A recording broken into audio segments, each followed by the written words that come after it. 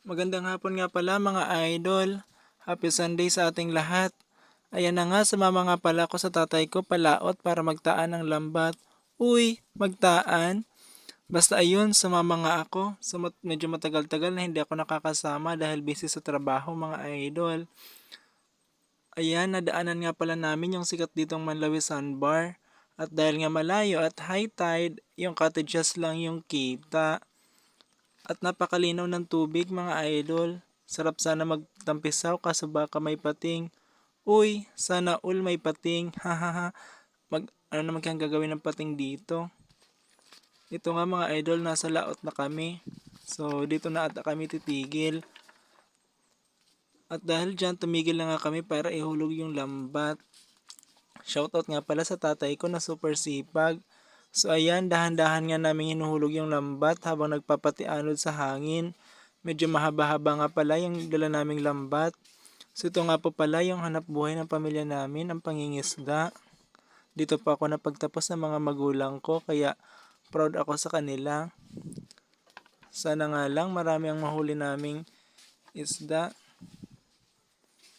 So, ayan, ganyan po yung paglaladlad. Uy, paglaladlad ng lambat.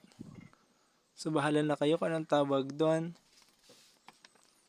So, yun nga mga idol, dahil nawala ang hangin, kinailangan magsagwan ni tatay para umasba. Uy, umasba.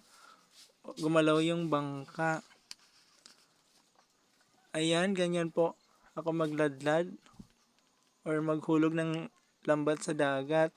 So, medyo matagal-tagal nga po akong di nakasama sa ganitong mga gawain kasi nga po lagi akong may trabaho. At ayan nga, malapit na rin kayo matapos mga idol. Pero malapit na rin mawala ang araw.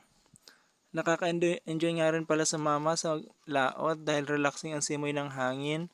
Nakaka-fresh. At ayan nga, binibilisan ko na para matapos na. Humihilab na rin kasi yung sikmura ko dahil sa gutom. So ayan nga, ganyan mga idol. At sa wakas, natapos na rin po kami. So ayan, makakapagpahinga na at makakauwi.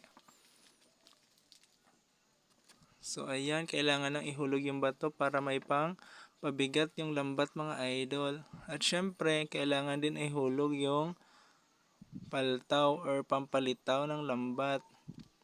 So ayan, natapos na kayo mga idol. At ayan na nga, pinaandar ni tatay ang makina ng bangka dahil pauwi na kami. So iiwanan na lang muna namin yung lambat at babalikan bukas ng umaga.